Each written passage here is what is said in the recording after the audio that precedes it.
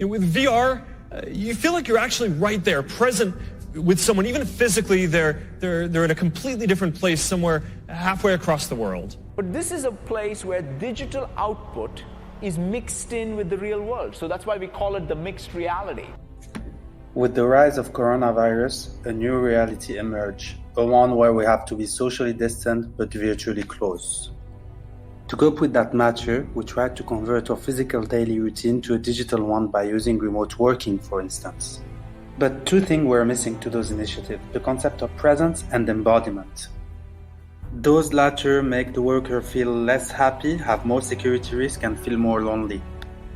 Virtual reality can represent the solution to those weak problems. In fact, according to resources, the market will grow from 5 to 50 billion in 2026. Imagine yourself participating in a VR meeting, cooking the right size of cucumber with the help of an app, or traveling the whole world and visit La Tour Eiffel or the Sixtine Chapel. You might think this is the future, but it's the present, and we even use VR for healthcare purposes. Now imagine yourself in 2030. Remote workers are now 70% of the population. There is many agreement between tech companies for VR investment, and there is still a fear for a new pandemic to arise. And even the UN decided to allocate a budget to major companies in order to increase remote technology in their own countries.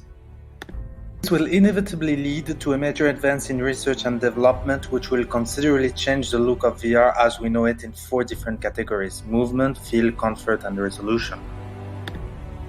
Nowadays, the VR user is limited in movement and sometimes it can be harmful. This is why omnidirectional treadmills are used in 2030. It lets you walk freely in an infinite space. Concerning the feel, you cannot feel anything in a VR game as in any game or app. But in 2030, every user will be equipped with an exoskeleton so you can feel every touch in your hand or body. Now, for those who tried VR, you noticed how much weight there is in this device. In 2030, you can equip yourself with a bionic lens and run the application on your phone using 5G. In a nutshell, with the 2030 VR, you will move wherever you want, feel with the exoskeleton, and have comfort with the lenses. But to understand how it will change our daily life, we will analyze one day in the shoe of Jeff in 2030. Jeff is a student at an engineering school in Madrid.